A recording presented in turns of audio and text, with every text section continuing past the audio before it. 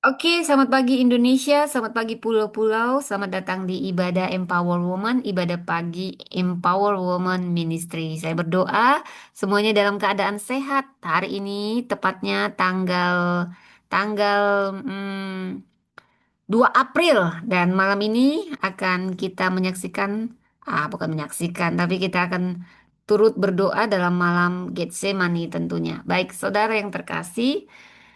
Sebelum kita mendengarkan firman Tuhan, mari kita bersatu dalam doa. Roh Kudus, ambil alih hambamu, hanya alatmu, sembunyikan di balik kuasa salibmu, penuhi dengan kuasa otoritas wibawa ilahi, penuhi dengan keahlian, kepandaian, pengetahuan, hikmat surgawi, dalam memberitakan, mengajarkan kebenaran firman Allah, hanya kebenaran firman Allah.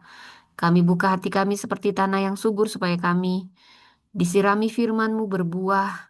Kami menjadi dampak dimanapun. Kami patahkan kuasa yang mencoba menghalangi pemberitaan Allah. Dihancurkan kuasanya oleh kuasa darah Yesus. Benteng-benteng keakuhan manusia. Gangguan di elektronik dan di wifi dihancurkan dalam nama Yesus. Tutup bungkus semuanya, baik kami, baik jaringan dan semuanya keluarga, tutup bungkus dengan darah Kristus. Dalam nama Tuhan Yesus kami berdoa. Amin. Baik saudara, di malam Getsemani mungkin saya hanya akan mengambil ayat, lalu kita akan mengupasnya satu persatu. Saudara, silakan Anda bisa membaca, membuka dari Matius, kitab Matius. Nah, ini malam Getsemani, kisahnya dari Matius 26 ya saudara. Ya, di situ dikatakan Yesus makan Paskah. Setelah makan Paskah, Petrus akan menyangkal dan khusus ayatnya di Taman Getsemani. Saya bacakan bahwa nanti kita akan eksegesis ayat per ayat. Di Taman Getsemani, maka sampailah Yesus bersama-sama murid-muridnya ke suatu tempat yang bernama Getsemani. Lalu ia berkata kepada murid-muridnya, "Duduklah di sini sementara aku pergi ke sana untuk berdoa." Dan ia membawa Petrus dan kedua anak Zebedeus sertanya, maka mulailah ia merasa sedih dan gentar. Lalu katanya kepada mereka, "Hatiku sangat sedih, seperti mau mati rasanya. Tinggallah di sini dan berjaga-jaga dengan aku." Maka ia maju sedikit lalu sujud dan berdoa. Katanya, "Ya Bapakku, jikalau sekiranya mungkin, biarlah cawan ini lalu daripadaku, tetapi janganlah seperti yang kukendaki, melainkan seperti yang engkau kehendaki." Setelah itu ia kembali kepada murid-muridnya itu dan mendapati mereka sedang tidur. Dan ia berkata kepada Petrus, "Tidakkah kamu sanggup berjaga-jaga 1 jam dengan aku? Berjaga-jagalah dan berdoalah supaya kamu jangan jatuh ke dalam pencobaan. Roh memang penurut, tetapi daging lemah." Lalu ia pergi untuk kedua kalinya dan berdoa katanya, "Ya Bapakku, jikalau cawan ini tidak mungkin, lalu apabila aku meminumnya, jadilah kehendakmu." Dan ketika ia kembali pula, ia mendapati mereka sedang tidur, sebab mata mereka sudah berat. Ia membiarkan mereka di situ, lalu pergi dan berdoa untuk ketiga kalinya, dan mengucapkan doa yang itu juga. Sesudah itu ia datang kepada murid-muridnya dan berkata kepada mereka, "Tidurlah sekarang dan istirahatlah. Lihat, saatnya sudah tiba bahwa Anak Manusia diserahkan ke tangan orang-orang berdosa. Bangunlah, marilah kita pergi. Dia yang menyerahkan aku sudah dekat." Demikianlah firman Tuhan. Shalom semuanya, selamat bergabung bagi Anda yang baru bergabung. Jadi kisah tentang Taman di Getsemani ada di Matius, ada di Markus, ada juga di Lukas. Namun saat ini yang kita bahas dari Matius. Saudara yang terkasih, saya ingin kita memahami latar belakang dari ayat ini, saudara. Saya ingin memaparkannya ayat per ayat ya. Jadi ini lokasinya di mana? Di Getsemani.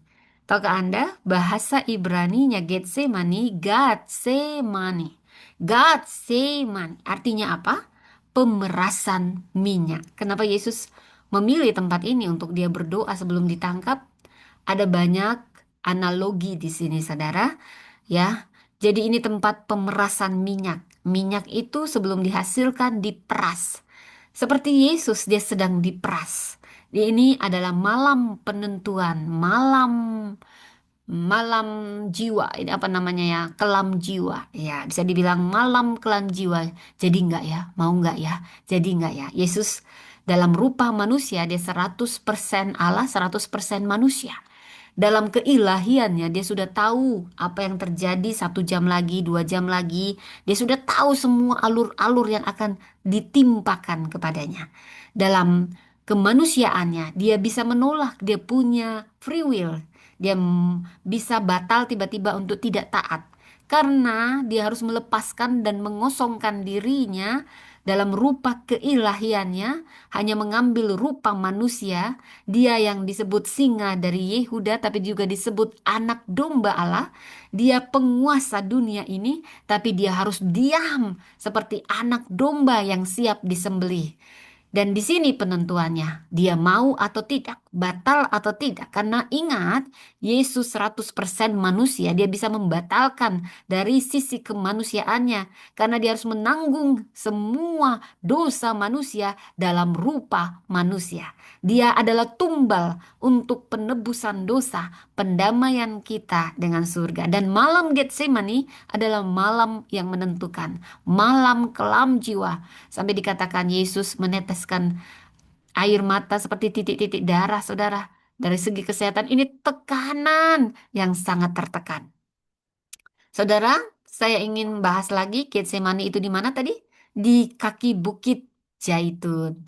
Namanya sangat simbolik, saudara, karena disinilah Yesus diperas seperti yang saya katakan. Yesus diperas oleh beban dosa dunia. Jadi ini waktunya kisaran tengah malam, saudara. Jadi nanti malam kalau bisa saya anjurkan doa tengah malam ya. Kita bukan berarti harus doanya ya pas ya mau jelang Jumat Agung ya, bukan. Maksudnya kita bisa merenungi ya. Ini hanya perenungan. Saudara mau kapan saja doa boleh ya, di mana saja boleh. Tapi bukankah kita memperingati Paskah untuk memperingati bagaimana hancurnya tubuh Kristus untuk kita makan sehingga oleh bilur-bilur darah Kristus semua kita disembuhkan, semua kutuk dipatahkan. Saudara, saya balik lagi. Ini simbolis seperti Yesus juga harus diperas, sampai dia nangis, sampai titik-titik darah yang keluar karena Yesus sedang diperas untuk beban dosa dunia. Itu waktunya tengah malam setelah dia mengajak para murid melakukan perjamuan terakhir. Dan Yesus baru saja memberi nubuat tentang pengkhianatan Yudas. Pada saat mereka makan perjamuan malam, Yesus sudah beritahu siapa yang akan mengkhianati dia. Dan bagaimana Petrus juga yang akan menyangkal murid lari terbirit-birit ya guys, saudara ya. Makanya dibilang berdoa berjaga-jaga. Doa bukan mengubah situasi saja. Lebih dulu doa itu mengubah hati kita. Situasi bisa sama, tapi hati kita sudah berbeda. Para murid gagal karena mereka tidak berjaga-jaga. Ada yang menyangkal Yesus, ada yang melarikan diri penuh ketakutan. Tapi lain cerita bagi mereka yang sudah berdoa lebih dulu. Maka keadaan yang sama, situasi yang sama, tapi hatinya sudah beda. Responnya akan benar. Saudara, inilah makna kenapa Tuhan selalu bilang, berdoalah dan berjaga-jagalah. Mungkin malam ini terjadi gempa bumi. Doamu tidak menghambat gempa bumi. Tetapi doamu lebih dulu mengubah hatimu. Sehingga kau berespon benar apa yang harus kau lakukan pada saat gempa bumi. Ini hanya analogi ya saudara ya. Jadi doa lebih dulu mengubah hati kita. Yesus tidak bisa mengubah situasinya, dia tetap harus disalibkan kalau mau taat sampai mati. Makanya dia bilang kalau bolehlah lulah cawan ini. Itu sisi kemanusiaannya, saudara, karena dia 100% manusia, 100% Allah pada saat itu. Tapi dia berdoa sampai 3 kali dengan doa yang sama, saudara. Kenapa? Karena doa itu mengubah Yesus. Dia sudah menang bukan di kayu salib. Dia lebih dulu menang di Taman Getsemani. Ketika dia membuat keputusan, saya tetap akan memikul dosa dunia. Saya putuskan, walau nanti ada cawat kena kepada kepalaku. Aku harus diolok-olok dan aku nggak boleh pakai kuasa ilahiku. Ada yang akan cambuk cagrum akan mengoyak badanku ini, tercabik-cabik, salib yang berat akan kupikul, aku akan diolok-olok diludahi. Yesus sudah tahu. Makanya dia berdoa 3 kali. Dia sedang memberi teladan. Saat kau tertekan, yang kau lakukan adalah berdoa, berdoa, berdoa. Kenapa? Supaya kau dikuatkan. Situasinya mungkin sama yang harus dihadapi. Tapi hatimu sudah beredi dan ada kekuatan dari Tuhan sehingga kau tidak jatuh ke dalam dosa, kau tidak menyangkal imanmu pada saat terjadi situasi krisis, tapi kau berespon benar dan tidak perlu khawatir. Ketika kau berserah penuh, kuncinya adalah taat dan berserah penuh kepada Bapa. Tapi mungkin situasinya tetap sama karena hanya itu yang bisa menyelamatkan kita dan menebus dosa dunia, yaitu salib. Tapi menuju ke situ ada pergumulan yang besar yang Yesus rasakan. Saya ingin menganalisa ayat per ayat ini, situasi yang sangat tegang dan penuh duka, saudara. Ayat 36 dikatakan, sampailah Yesus di Getsemani. Yesus membawa semua murid, tapi mayoritas mereka hanya duduk, duduk menunggu. Mesti disuruh dulu. Tapi Yesus berdoa lebih jauh. Dia adalah pemimpin yang memberi teladan. Kenapa Yesus berdoa padahal dia Tuhan? Padahal dia Tuhan, kenapa dia berdoa? Banyak yang menghilangkan keilahian Yesus dengan ayat ini. Kepada siapa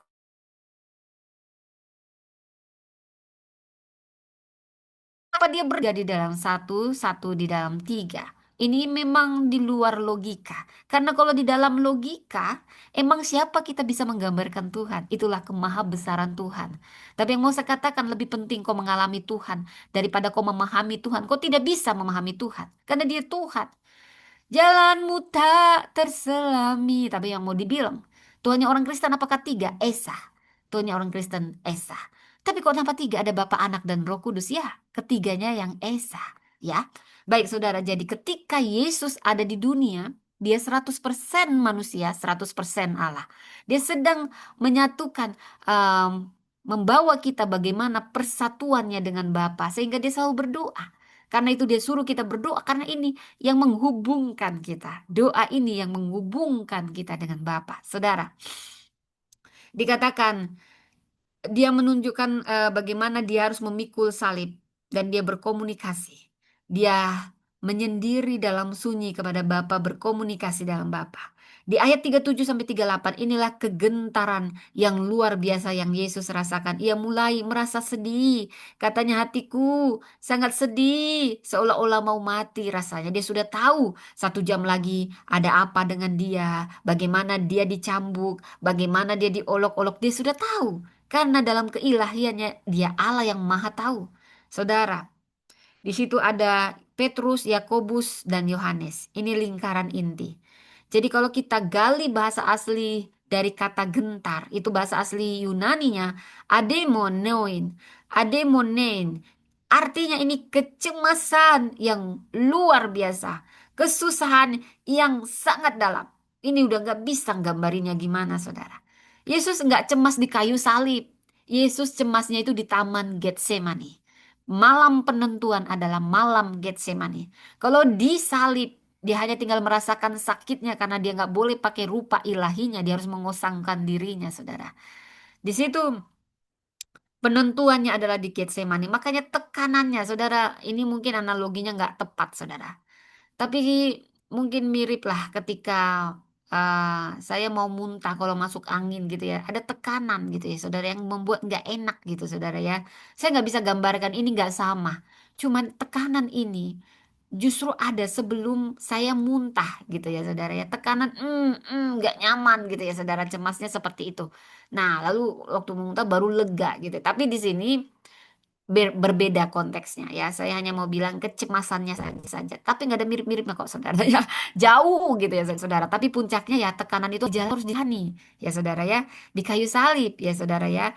Nah, ini membuktikan bagaimana penderitaan yang sangat luar biasa. Di mana kemanusiaan Yesus yang sejati terlihat di sini. Dia tidak menghadapi salib dengan mati rasa. Karena dia harus dalam rupa manusia dan harus sadar penuh akan penderitaan yang datang. Apakah Yesus bisa memakai keilahiannya? Bisa. Tapi misi gagal. Karena dia harus dalam rupa manusia. Tumbalnya harus manusia. Tidak ada yang sempurna selain Yesus. Makanya Yesus yang maha besar, maha mulia Tuhan itu harus dalam rupa manusia. Yesus tujuannya memang disalib. Ngapain dia datang ke dunia ini cuman bilang, "Hai, saya anak Allah ya. Oh, ini kuasa nih. Ini sembuh lu sembuh, sembuh, sembuh. Semua sembuh ya." Bukan. Dia memang tujuannya untuk disalibkan. Karena salib adalah penebusan dan pendamaian. Wah, ada pencipta langit dan bumi mau seperti ini, saudara. Nggak ada Tuhan seperti ini. Hanya Yesus, Tuhan yang maha besar, maha mulia, saudara. Dan di ayat 39 inilah doa penyerahan. Cawan ya Bapakku, jikalau sekiranya mungkin, biarlah cawan ini lalu daripadaku. Tetapi janganlah seperti yang aku kehendaki, melainkan seperti yang kau kehendaki. Ini penyerahan total. Awalnya dia bergulat, saudara. Bapak, apakah harus seperti ini? Itu sisi manusianya yang berteriak. Tapi di situ dia membuat penentuan, bukan kehendakku. Dan disinilah kunci kemenangan. Saudara, bukan kehendakku. Ketika kita juga katakan, bukan kehendakku Tuhan, tapi kehendakmu jadilah. Itu ketaatan penuh, itu penyerahan total. Itu kunci kekuatan kita. Ketaatan, penyerahan total kepada Tuhan.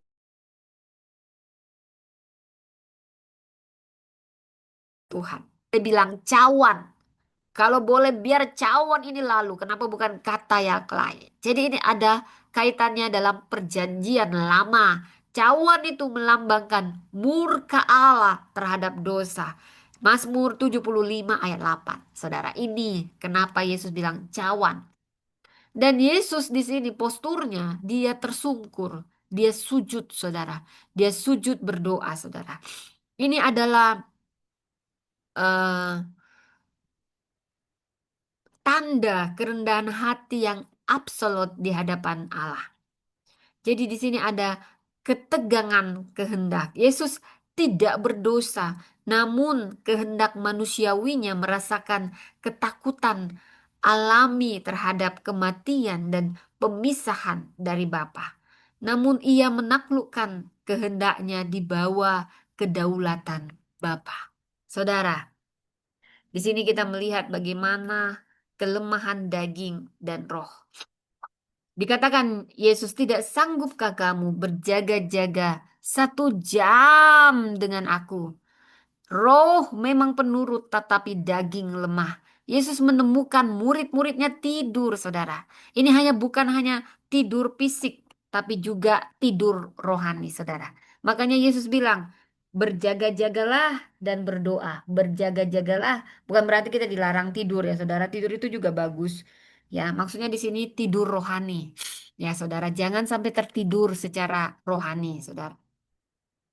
Dan di sini dikatakan eh, ini bukan alasan untuk berbuat dosa, melainkan ini peringatan. Ini peringatan, roh memang penurut. Jadi di sini krisis terbesar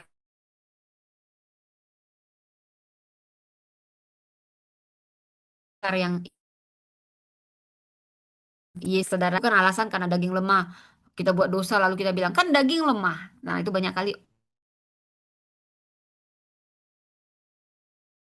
omong, memang nggak bisa dengan kekuatan kita. Kekuatan Roh Kudus dengan apa? Dengan berdoa. 42 sampai 44. Ini ada ketekunan dalam doa. Yesus berdoa sampai 3 kali dengan isi yang sama. Ini menunjukkan apa? Bahwa pergumulan itu tidak selesai hanya dengan 1 kali doa singkat. Pergumulan itu. Di situ ada proses pembasuhan emosional, proses penguatan mental yang terjadinya memang bertahap. Dengan apa? hanya dengan keintiman kita kepada Tuhan, kepada Bapa. Dan di ayat 45 sampai 46, di sini ada kesiapan untuk berkorban. Lihat, saatnya sudah dekat. Bangunlah, marilah kita pergi. Dia yang menyerahkan aku sudah dekat. Perhatikan transisi emosionalnya. Di ayat 37 Yesus gentar. Namun di ayat 46 ia berkata, bangunlah, marilah kita pergi. Ini doa telah mengubah ketakutan menjadi keberanian. Ia tidak melarikan diri, ia justru menjumpai pengkhianatnya, saudara. Jadi di sini ada yang juga ingin saya bagikan, saudara, tipologi Adam dan Yesus. Adam berada di Taman Eden dan dia gagal dalam ketaatannya. Inilah yang membawa maut. Namun Yesus berada di Taman Getsemani dan dia menang dalam ketaatannya. Inilah yang membawa kehidupan bagi kita. Ini bicara tentang kedaulatan dan tanggung jawab, saudara. Kedaulatan dan tanggung jawab. Getsemani ini menunjukkan bahwa rencana keselamatan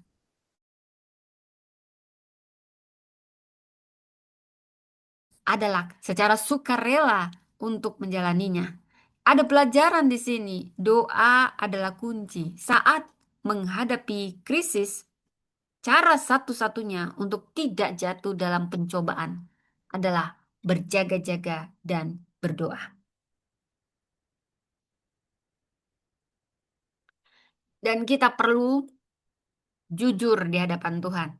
Saudara, Yesus tidak berpura-pura kuat, tapi dia menyatakan kesedihannya. Saudara, kita siapapun bisa datang apa adanya dengan Tuhan dengan jujur. Kita diizinkan untuk itu. Dengan jujur tentang ketakutan kita, semua ungkapkan kepada Tuhan. Jadi, kalau saya mau bahas tentang Getsemani, ini tempat pemerasan. Dan ini gambaran bagaimana juga Yesus diperas di sini. Di sini Yesus diperas dan dihancurkan. Sehingga minyak itu ungkapan ketaatan. Getsemani tempat menghancurkan zaitun, ya minyak zaitun. Sehingga dihasilkan minyak zaitun. Dan di sini pula Yesus dihancurkan semuanya. Tempat penghancur ketaatan. Cawan tadi sudah saya bilang itu gambaran murka Allah atas dosa dunia yang harus ditanggung Yesus.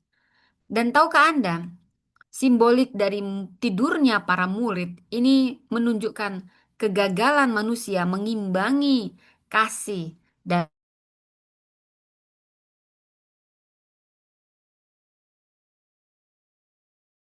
pengorbanan. Tetapi kehendak mula yang jadi. Inilah puncak ketaatan Kristologi. Puncak ketaatan Kristologi. Jadi saudara, kuncinya seperti yang saya katakan, taat, saudara. Taat. Di sini perlu ketaatan total, ya, saudara.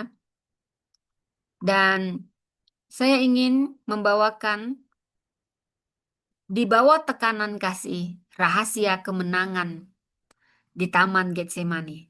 Saudara, jadi saat itu malam menjadi saksi bisu. Malam menjadi saksi bisu. Dunia mengenal Getsemani sebagai taman yang tenang di kaki Bukit Zaitun. Namun bagi Yesus, Getsemani ini bukan sekedar taman. Ini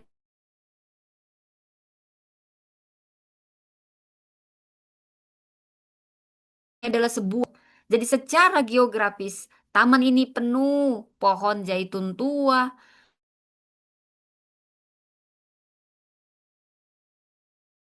yang di bawah batu gilingan. Atmosfer Yerusalem terasa mencekam.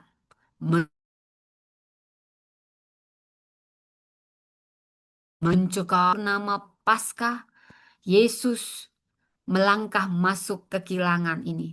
Ia tidak hanya membawa tubuhnya, saudara, ia membawa seluruh beban dosa kemanusiaan.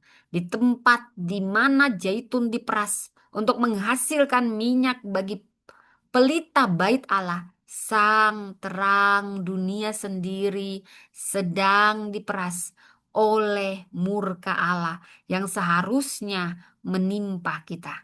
Disinilah terjadi transaksi kosmik. Kehendak manusiawi yang rapuh ditundukkan sepenuhnya di bawah kedaulatan ilahi. Ada tiga pesan yang ingin saya bagikan di sini, saudara. Pertama, penghancuran diri yang menghasilkan urapan. Penghancuran diri yang menghasilkan urapan. Dikatakan, ia mulai merasa sedih dan gentar. Hatiku sangat sedih, seolah-olah mati rasanya. Di Matius 26 ayat 37 sampai 38. Sama seperti buah zaitun yang tidak pernah menghasilkan minyak tanpa tekanan batu, yaitu batu gilingan. Misi Kristus tidak akan mencapai puncaknya tanpa pemerasan batin, saudara. Tanpa pemerasan batin di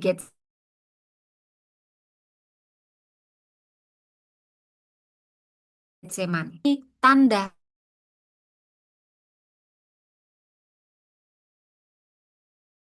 betapa ke Getsemani kita masing-masing. Getsemani pribadi kita bukan untuk membinasakan kita, melainkan untuk memeras keluar sifat-sifat kedagingan kita agar minyak urapan dan karakter ilahi terpancar. Jangan kutuki tekanan hidupmu. Disitulah minyak urapanmu sedang diproduksi. Tekanan apapun saudara saat ini, seperti berlian, dia dihasilkan dalam tekanan, saudara. Kalau Anda saat ini ada dalam tekanan, Anda sedang diproses. Minyak zaitun itu sedang dicoba dikeluarkan dari Anda. Lebih baik Anda menyerah ke dalam tangan Tuhan. Dan menyerah bukan berarti Anda tidak melakukan apa-apa, tapi menunjukkan sikap yang bergantung penuh kepada Tuhan. Jangan kutuki tekananmu, karena disitulah minyak urapanmu sedang diproduksi. Yang kedua, cawan murka yang menjadi anggur keselamatan.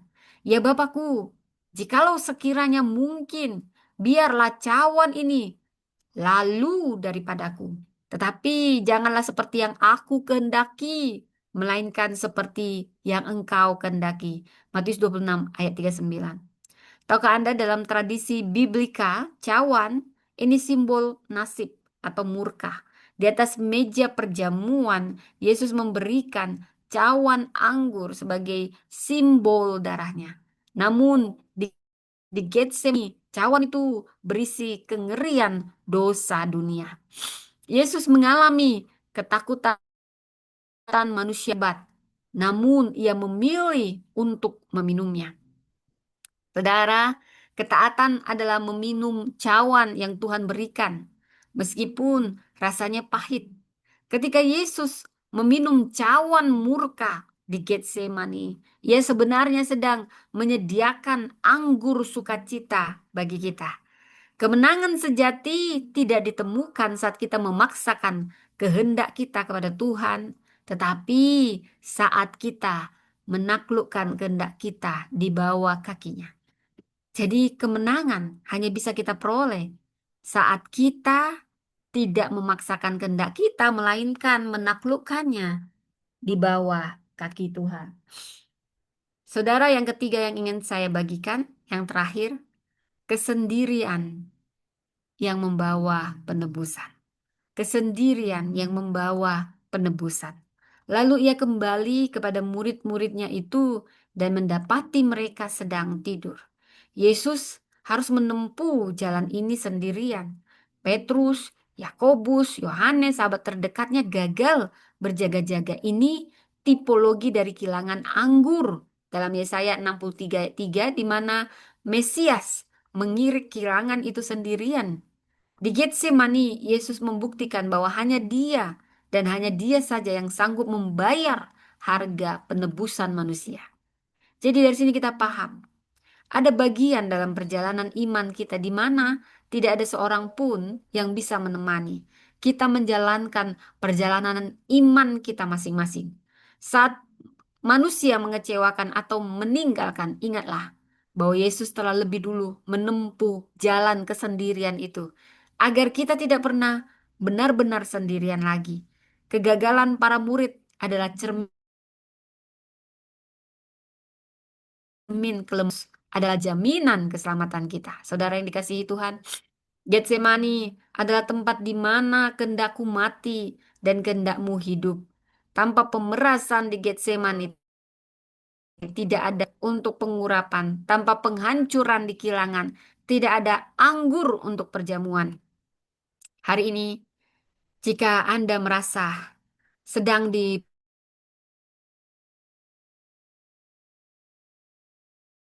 diproses atau merasa sendirian dalam pergumulan, pandanglah pada Yesus di Getsemani. Ia telah melewati tekanan yang paling hebat agar kita mendapatkan kelegaan. Kristus tidak melarikan diri dari taman itu. Ia bangkit dan menjumpai salibnya dengan gagah berani. Kuncinya bukan pada hilangnya tekanan, tapi pada penyerahan total kehendak kita. Saudara, mari kita keluar dari taman pergumulan kita bukan dengan keluhan, melainkan dengan kekuatan baru, bukan kehendakku Bapa, tapi kehendakmu. Dan bagaimana kita bisa menerapkan pesan Getsemani ini dalam hidup kita? Pertama, transformasi krisis menjadi karakter. Transformasi krisis menjadi karakter. Mari kita semua, kita harus diajar, mau diajar untuk diperas. Mungkin kita saat ini diperas oleh masalah ekonomi. Tanya Tuhan, apa yang ingin kau pelajari? Aku pelajari dari sini. Masalah ekonomi, keluarga, kesehatan,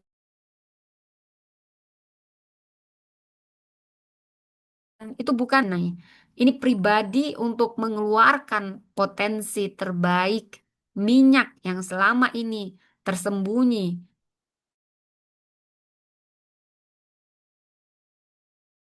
di balik kejujuran dalam doa, saudara. Jadi, jangan memakai topeng rohani di hadapan Tuhan. Yesus jujur mengatakan ia sedih dan gentar. Jadi di sini aplikasi bagi kita, datanglah ke Tuhan dengan kemenangan kita, ketaatan di atas perasaan. Kehidupan Kristen bukan tentang mengikuti perasaan atau mood, tapi mengikuti ketetapan Bapa, saudara. Saat perasaan kita berkata menyerah, ketaatan kita harus berkata, jadilah kehendakmu. Saudara, saya ingin membawa Anda pada proses berlian. Ini seperti yang dialami Yesus. Mungkin kita juga akan sedang mengalaminya. Berlian, saudara. Bagaimana ini terbentuk? Ada proses tekanan. Berlian tidak terbentuk di tempat yang nyaman. Tidak. Berlian adalah karbon, arang. Dia mengalami tekanan ekstrim dan panas yang luar biasa. Di kedalaman bumi. Dan ini dialami selama jutaan tahun.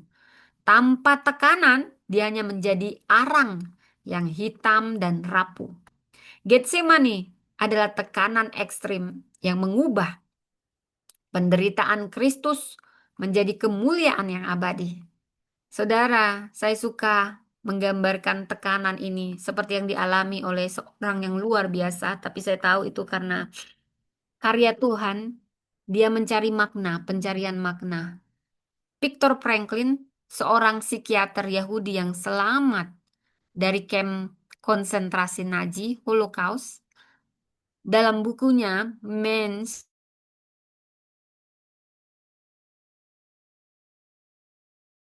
Search hidup bukan yang paling kuat fisiknya, tetapi yang memiliki tujuan, kehendak yang lebih besar dari penderitaannya.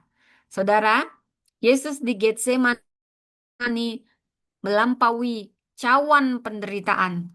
Ia melihat keselamatan kita. Inilah yang memberinya kekuatan untuk bangkit dari sujudnya. Jadi sebelum saya menutupnya, saya ingin kita memahami tentang ini semua. Tanpa pemerasan di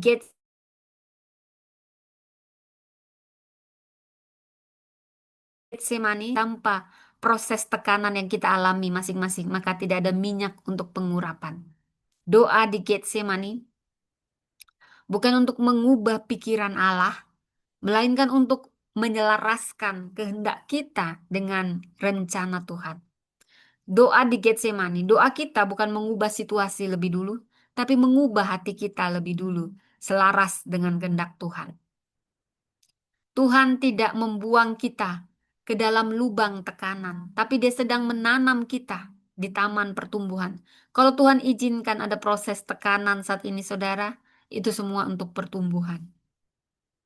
Kemenangan terbesar Yesus bukan di atas kayu salib, tapi saat Dia berkata, "Amin" terhadap kehendak Bapa di Getsemani.